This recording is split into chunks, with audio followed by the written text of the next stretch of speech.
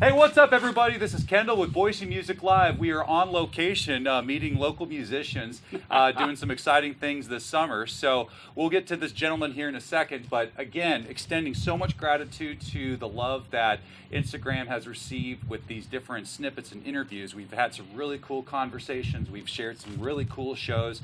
There's a lot more coming, so please keep us in your thoughts as far as the local music blog diet that you have. Give us some love on YouTube, give us some love on Facebook, and we'd love to see where this thing goes. But I am excited to talk to somebody I've known for a while, but largely the last few months, we kind of got into each other's orbit professionally. Yeah. Ladies and gentlemen, Fred Fischer, the guy teaches, he plays, and we just did a project together in his garage, and the guy is a working machine. You're a workaholic. Yeah. Let's go. Let's go. Well, and so when he said, let's do this project early in the morning, I was like, that early, huh? Yeah. All right. That's 7 a.m. in the morning. That's amazing. I think I mentioned this on the other thing is I have been nothing but a late night owl and an early morning person, so it works. So There you go. We'll be fine. There you go. So you have been a part of the local scene for a while, and I mentioned this morning is I saw a YouTube video on your channel that there was little Freddie Fischer at the high school talent show. Big late 80s hair. You know, we won't shame anybody for the choices of the time. Well, we can shame. We can shame. It was awful. It was called the hair helmet. That's what my friends called it. The hair helmet. And I'm not kidding. Like, that's an old VHS. Like, my dad had one of it looked like a television studio VHS camera, right? Yes. And he filmed that. So the quality isn't what is available today, so it's a little blurry, but I looked exactly like Napoleon Dynamite. You did. That was me, and I understand now why I could never actually have a girlfriend. I had girls who were friends, but nothing on a romantic level. Nothing says friend zone like an afro. I like your drums; they're really I good. like your drums. They're really. Except I didn't squint my eyes when I spoke. Yeah. Yeah. No, I saw because you were wearing glasses, weren't you? I was. Yeah. Through the Coke bottles, we could see the passion, even at the early age. Yeah. So, high school talent show then laid the foundation for a lot of other things. So, what was next after high school? After high school, I always had this dream. I wanted to be a rock star. Like, that was, I had my bands in high school. I had a couple different bands, and we did some little recording projects. The make an album in a night deal at a studio where we would drive a recording engineer completely out of his mind and come home at 8 a.m. after all night with an album. That's impressive. And thinking, we're going to sell 1 million of these cassettes, right? Well, that was always my thinking. Nobody else in the band thought that. Yeah. I thought that. Right. And so after high school, it was like trying to find people who were in alignment with that thinking. And it wasn't ever like, I guess it was assumed that I would be filthy rich. Okay? I'm just filthy. I'm not rich. Yeah. Right? But, so I didn't think about business stuff. It was just this passion to play. And one of my guitar player buddies who were in one of the different iterations of my high school rock band was going to Boise State. And he was roommates with a guitar player named Jim McCrosty, who at one point was in the band Half the World. But at that time, he had a band called Tuesday's Child, and everybody in that band was from Mountain Home. And they were playing this showcase local night show at Bogey's. Mm-hmm. I remember it well. And Bogey's was like the place to go see some touring bands and local bands, and they were kind of the club, right? So I went to this, it was called Buck a Band Night, and they had 5 bands playing and paid $5 and get in and see. And So Jim's band, Tuesday's Child, was playing their last show with their drummer, who incidentally was in the military, and he was leaving to go become a President Guard. So that's what he ended up doing. I believe that was him. Wow. I might have him confused with a different drummer, now that I think about it. Well, you But know, we'll just stick to that story. the haze of bogeys. Yes. I don't fault anybody. I've gone to a lot of bogey shows where just the memories are very dim. It was, you know, not to date ourselves here. I mean, you and I are separated by 8 years, but I remember that scene well. That was Knitting Factory before Knitting Factory was Knitting Factory. Right. I mean, yeah. it was even Big Easy before Big Easy was Big Easy. Yep. And so what was crazy about the Bogies era is that was really our only stage. I mean, there were still warehouse shows going on. There were some DIY things. Crazy Horse had their thing. There were bars that were still booking bands and everything like that, but Bogies was a cultural hub. Do you think Bogies was very paramount to everything that you had done in those early years? It was, because it was it was an important place to play. Yeah.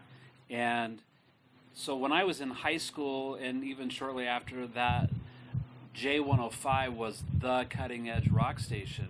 And they used to have this thing on J105 where you could just call up one of the on-air personalities and actually DJ in its more true form. Like, they had the autonomy at that time to kind of do more what they wanted to do, which I think that's less the case now. But you could call up and say, hey, my band is playing at wherever, and they would keep track of that. And so they would have this, I don't remember what it was, but it was like Live Rock Review. And they would promote where these different bands were playing all over town. And so I called in, and this was back when I had my little high school band, and we were playing the parking lot at Skipper's in Napa. Rock on. And you know what? It didn't. They treated you like you were a superstar. Yeah. They would advertise on the radio, this band is playing at the Skipper's parking lot at 7 p.m. in downtown Napa or wherever, you know. And then they would just read right along with, like, who was playing at the Pavilion, or who was at Bogies, or whatever. And it was really, really cool that they did that. Oh, so cool. So Bogies was like, if you were playing Bogies, that you had achieved something. Yeah. To be able to do that. So, at any rate, I was there to see Jim's band, Tuesday's Child, play, and knowing that they were going to need a drummer. Also on that bill was Midline. Mm-hmm. So I watched the other bands play, and I don't remember who they were. And then I saw Tuesday's Child, and I thought those guys were great. And I don't know if you would know this or not, but the singer, guitar player in Tuesday's Child is Ian Waters. Are you familiar with Ian? Yeah. So Ian went on to have a band called Kid Corduroy, which was amazing. And then I believe he was the sound guy for Built to Spill for a while. And so, yeah, I was in that band. But when Midline came on, they were so much further up the ladder than everybody else. Yeah. Just in their presentation, like how they looked, how they moved on stage, the flow of the show. It was like, this Tuesday's Child band's really cool, but I would really like to be in a Midline kind of band. Yeah. So not to discredit anything I did with Tuesday's Child, but there wasn't an opening in Midline, right? Yeah. But those guys were like, they had it together. Yeah. They had it together. They put on an arena rock show in Bogies. Well, and I remember this. Midline became the on-call local support for a lot of the rock acts that were coming back in the day. Yeah. And their phone never didn't ring. Right. Yeah. That was definitely the case. So I got into Tuesday's Child, and we did a lot of shows with Midline. And John Conley is the original drummer, and he and I became fast friends. And you know, I had the Napoleon Dynamite look like nailed. Like, that movie ripped me off. Yeah, just where's my royalties? Just like me and Kendall Auto Group, you need to exactly pack down that tree of Napoleon Dynamite. Yeah, exactly. So I ended up getting hired to tour with a band from Florida, and I left. I I left Tuesday's Child and hit the road, and I was gone just short of a year touring with this band. After that tour was over, I came home and I tried to reassemble a band similar to Tuesday's Child with Jim McCrosty, and that band was called Ritual Bliss, and we ended up doing shows with Midline still. Well, my band was always like on the verge of falling apart for whatever, for what you name it, it was happening, right? And the local scene was really cool, and this is, you know, really early 90s, 92, 93, 4. This is back when the X was an independent station called Pirate Radio. Yep. And they really had a lot of freedom to do whatever they wanted to do, and they did. And that I think when Pirate Radio came along, it kind of upset the standard of local radio, at least. Yeah. You know, with J105 and those kind of things. It was like, oh, here's this little radio station that's shoved in the corner of a pool hall and operating, and they're making big waves. I remember being a teenager when that was going on, and I was still trying to find my voice and my footing, but I remember how punk rock that was. Oh, I was like, you mean I don't have to, no disrespect, I don't have to listen to 94.9? I mean, right, yeah. I could listen to music that's me and mine. Yeah, exactly. And, well, I don't know if you would remember this or not, but right before Pirate Radio became a thing, like a stable station, I remember I could pick up in my room when I lived out on the farm, because I was out in Greenleaf, Idaho. It was called Power 100, and it was a very weak signal coming in from Ontario. No kidding. Now, I don't know if it was still 100.3, so I don't know if there was some association in that, but when you could get it to come in on the radio, you're like, oh, this is the best radio station I've ever heard. And then that became Pirate Radio, and it was like they were playing all the new stuff. Yeah. And so the program director, Bob Lee, who owned the station, at least to my knowledge, he was the owner, heard Midline on a Sunday night local feature show, just like they still have on the X. I don't know what it was called. It's called Exclusive now. But Midline was on there, and Bob Lee heard that, and he really loved this song, which I can't even remember what song it was. Is it Summer Sky? No. Well, because I heard Summer Sky as a teenager, and that's what got me to buy that album. Oh, cool. Yeah. So, Anthony would know, or Scotty would know what that song was. But he said, I want to put you on the radio, but I'm not going to do it unless you guys have an album to sell. So the band went in and recorded an album, and the song that Bob Lee really liked didn't translate in the recording. But Promise Me was like the one Scott and Anthony thought, like, well, this is really similar to the one that he liked. So they said, here's that song that you love so much, and here's the album. And he's like, yep, I know a hit when I hear a hit.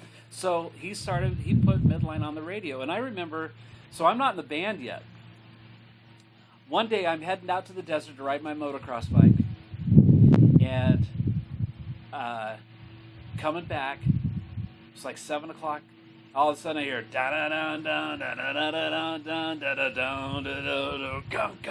I'm like, holy crap, they're playing Midline on the radio on like a Wednesday. It's not Sunday night. No.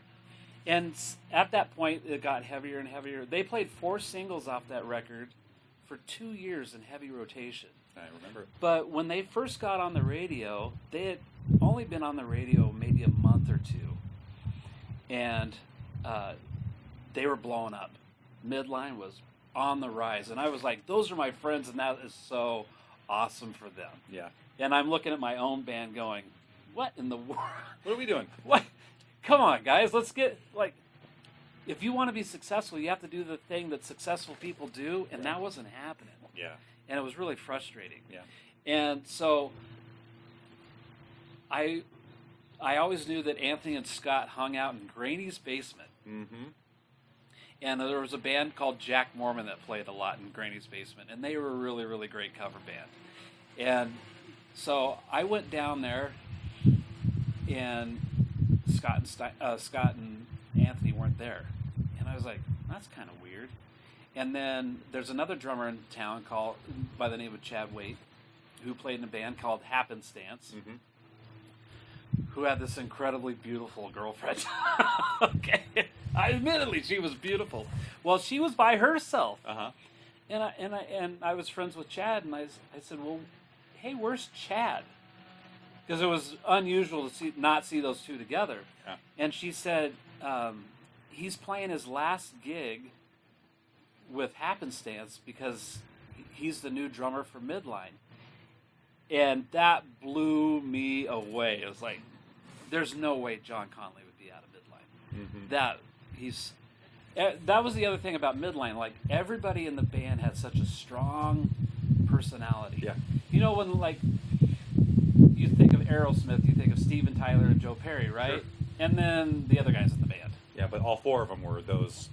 Yeah. So Motley Crue, everybody knew who was in Motley Crue. You're right. Right, for whatever reasons. Yeah. And so it was kind of like that with Midline. It's like everybody knew who everybody was. And it was like, to me, it was baffling that John would be out of the band. And I didn't know why.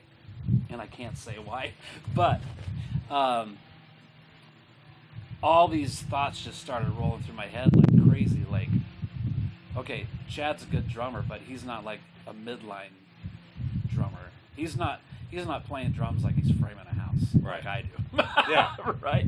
And so I thought, okay, well, my band's just on the verge of crumbling at any moment, like consistently. That's a thing. So I took it upon myself to learn the Happenstance record and the Midline record back to back. I would just switch back and forth. I knew every song on both those records inside and out, on the chance that they would ask me to audition.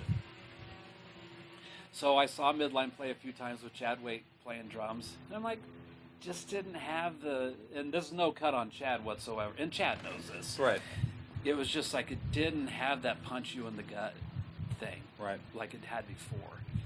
And Mountain Billiards used to do shows at Mountain Billiards frequently, and that was where the radio station was too, so it was like this really kind of scuzzy but cool thing to do, right? And so I go in to see Midline, and Scott walks up to me. He's like, Fredley, when are you going to come jam with us?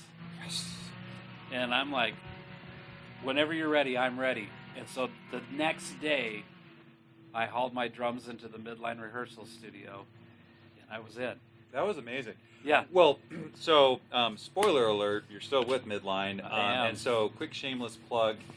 We are working together, Midline and one of my other projects, Shootonio Productions. We're putting on a show at Heritage Social Club, July 25th. It's a Friday. It's a summer beach party theme, metal outside. $15 at the door, or $10 if you want to dress in beach attire. It's going to be a really fun time for summer metal, and bring back the vibes, because not only is Midline a part of it, but we have other staples that were part of the 90s and 2000s scene, and Karen Comes Killing, as well as Half the World, and special guest, A War in Me. So your story of Midline started pretty quickly then. It did, yeah. But that goes back to your original question, like what happened after high school. It was like I had this, I want to be a rock star, and then I found myself in one of the most popular bands in town, heavy radio play. Even though I wasn't the drummer on the album, I was getting all the benefit of what that brought to a band, like the importance of radio. And, we sold over 10,000 copies of that Silver album just locally. How many? 10,000? Over 10, yeah. Wow. Well, and I meant to bring it to today's chat today, but I know where the liner art and the CD is. The jewel case is somewhere in a stack. But one of these days, I'm sure you have numerous copies yourself. Yeah, I do. Yeah. So that was really the thing. And then, when you're experiencing that, you got record labels calling like crazy. Yeah. And, I had gone and I toured with this band from Florida, and so I got a lot of exposure at that time to like the music business side of that. Prior to that, like I said, I just knew I was going to be rich, like that was just, it was all going to work out. Right. Well, it doesn't work that way. So I got a little bit of business acumen when I toured with that band. So when I came and I got in the band, I see a lot of misdirection of decision making and things like that.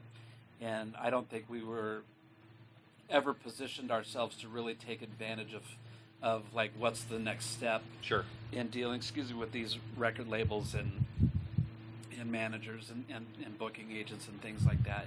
And so that was a little bit of a rough period Yeah. for some of us. But, eventually, late 90s, we got involved with Bill Aucoin, who managed Kiss, who did like some developmental managing with us and really helped us just kick up our game several more notches and touring. And then we ended up with a record deal on an independent label called Gotham Records, who was sort of under the umbrella of Warner Brothers. They had this really great relationship with Warner Brothers through 88 distribution, and so our third record was released nationwide, in mostly all Tower Records, but Sam Goody and Musicland and some independent record stores and things like that. We were on the road, and we were traveling through Wyoming and going through Casper, and we stopped and got gas or wherever. I don't know, remember where we were on our way to, probably Denver or something, and stopped. I'm like, just out of curiosity, let's check out Musicland in this mall in Casper, Wyoming. So we go in there, and sure enough, they had the end racks where they had all the new music and the headphones so you could listen. There was the Midline album. Wow. It was like this surreal thing, right? I used to work in a record store, so I remember how much of a big deal was when a company told you to put things on an end cap. So that's pretty cool. Yeah. And there was we were sponsored by Jägermeister at the time, so we got to be part of some of these Jägermeister tours. The last one we did was it was us, Breaking Benjamin, Saliva, and Head PE. Wow.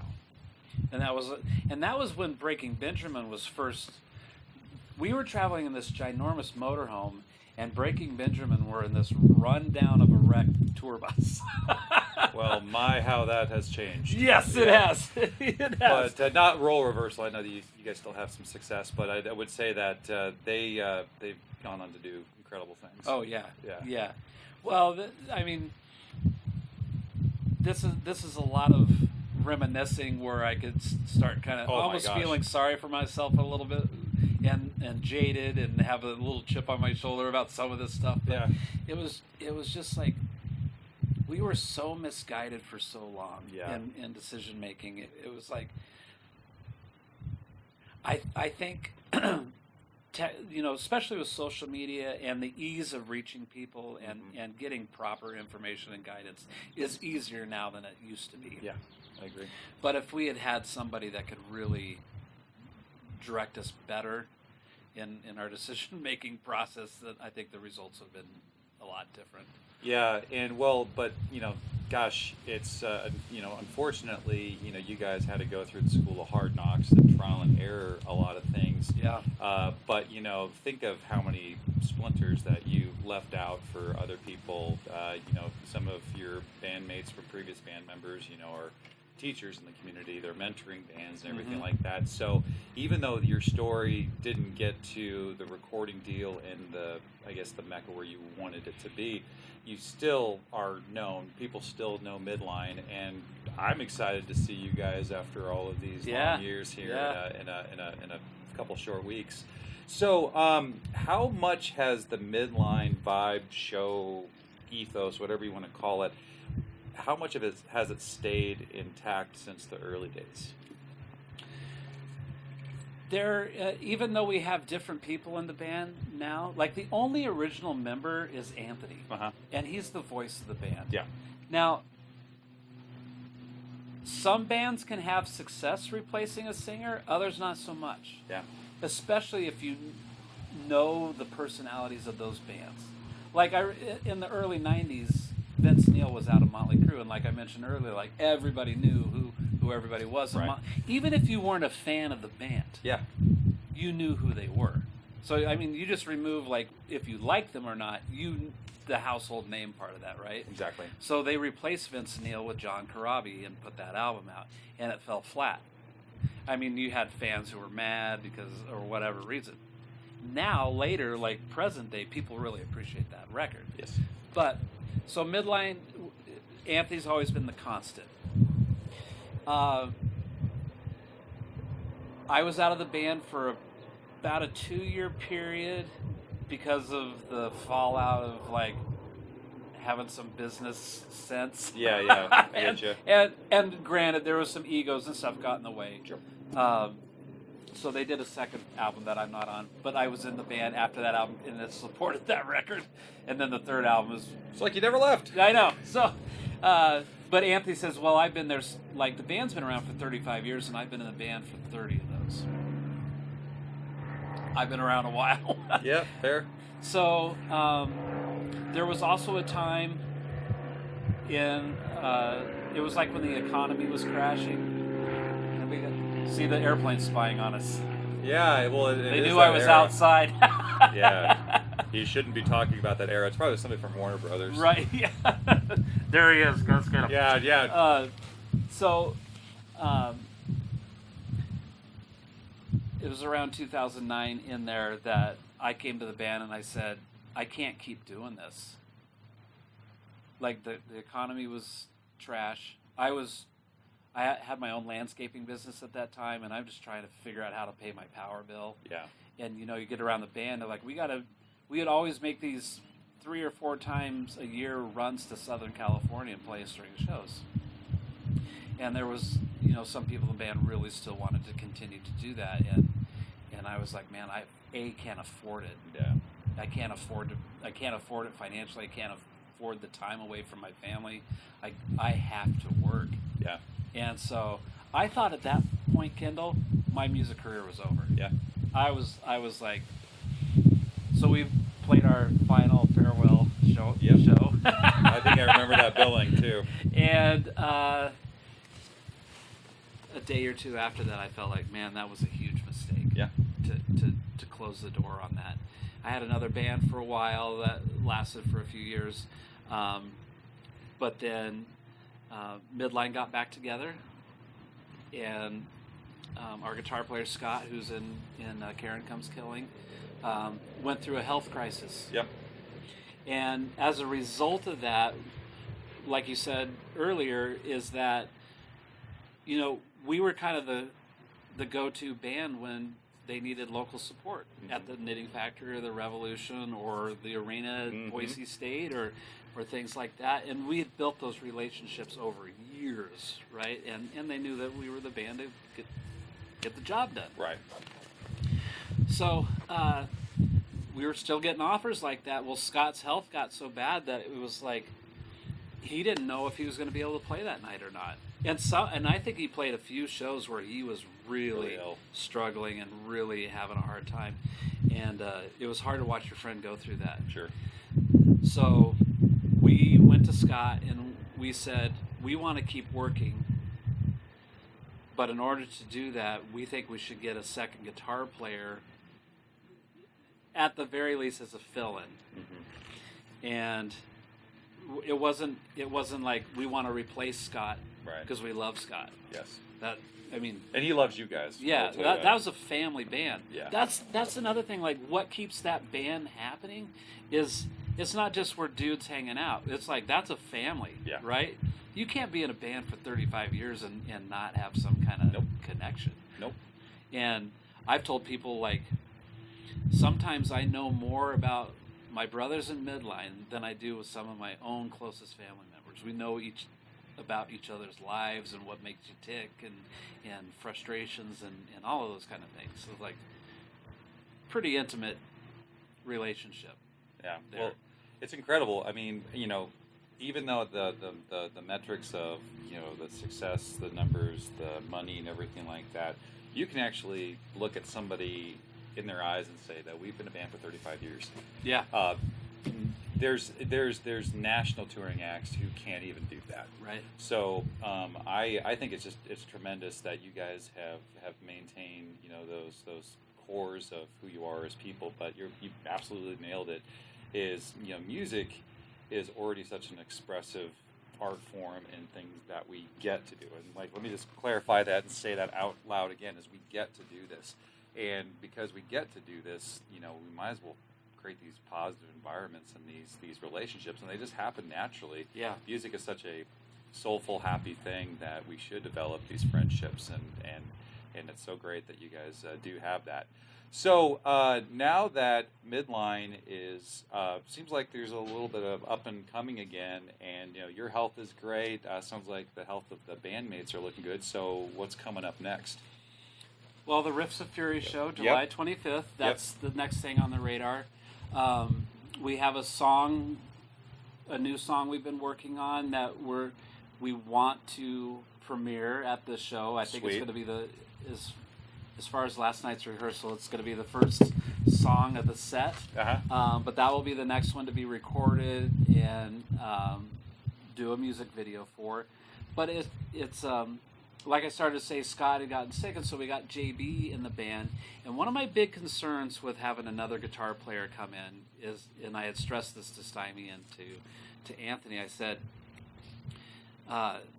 it's really important we gel with the guy. And it's also really, really important, like, there's a distinct midline sound. Anthony's voice and how Scott played guitar. And then how the bass, just all those pieces coming together. And so when JB came in the band, he had that. He had all of those things. The hang, the brotherhood thing, the sound. And so, when COVID happened, I'm looking forward to the day we don't talk about COVID anymore, because it seems like it's still attached to everybody's. It's like walking out of the bathroom and there's toilet paper stuck to your shoe. It's like, oh, there's COVID again. There's COVID again. Well, but it was a big part of musical stories too. Because the last several weeks I've been interviewing a couple of different touring bands, and all of them had a footnote about COVID. We took a break due to COVID. We lost this member due to COVID. We changed this direction due to COVID. So I'm with you. Well, we had all this momentum leading up to that with the band, which also included JB. So now we were a 5-piece band, and we had maybe 6 or 7 songs pretty well ironed out, because we wanted to do an album, and then door shut on that, and so the whole momentum of all that just fell flat. Right. And that drove everybody nuts. Yeah. I mean, we're not an island to ourselves. That drove the entire world crazy. But through all of that, you start reevaluating, like, well, what's important to me, and what do I really want to do? And Scott came to the band in there, and he had his frustrations, and that's totally fine. But at that time, I was like, I'm 50 years old. I don't need to beg somebody to stay and play music with me. Like, I wasn't thrilled about him leaving the band at all. Not at all. But at the same time, it was like, this isn't we're not 25 anymore, He's made his decision. He's going to put all his love into Karen Comes Killing, and that's where that's where he was. Yeah. And so at the moment, it was like that, not happy, but it wasn't like this major blow up either. Sure. And then shortly after, Stymie followed him out, because Stymie was also in Karen Comes Killing. So when we were kind of coming out of things, me and JB and Anthony were still continuing to work with the three of us, and we just needed a bass player. We wanted a bass player, and it wasn't like we wanted to put a cattle call out there. It was like, this is something we're very protective of. Just like when JB came in the band, it's like, man, it's got to be these things or it's not right. Oh, you mean so? Anybody who's watching this video, maybe it's true in other towns. Bass players in Boise, Idaho, hard to find. They are. So just finding one that's available. Then you layer in, here's what we would like. Mm-hmm. Then you add find the needle in a haystack of just, it's actually a bunch of needles. Yeah. So anyways, please continue. Well, we had a new song written, but we didn't have any bass to it yet. So I called up my buddy Scott Alexander, and said, "Hey, would you be willing to put your talents on this song? And by the way, do a music video too." And he's like, "Absolutely." So he recorded that, and we put that song out, and we put the video out, and then we had a show scheduled with Big J's Rock to End Alzheimer's thing. So this has been 2 years ago now. Uh-huh. And even though Scott was not in a position to be like, "Okay, I'll be your bass player," but he was going to help us out as long as we needed his help. That's amazing. And he wasn't able to play the live show because Dishwalla had some tour dates and they had to go and do that, understandably so. But I called up my buddy James Lancaster, who's a phenomenal musician, but I always knew him as a guitar player. Mm-hmm. I didn't think of him as a bass player. But one time he was over here doing a recording thing with me. He's like, "Oh, I can play bass." I'm like, you can? You can? He's like, "Yeah, I played bass with this band and that band." I'm like, "Oh, okay." And I said, "Well, can you do this show with us?" And I think we played 8 or 9 songs, and sent him the list of the songs. The first rehearsal, I thought, well, maybe he'll know 1 or 2. He knew the whole set the first rehearsal. Wow.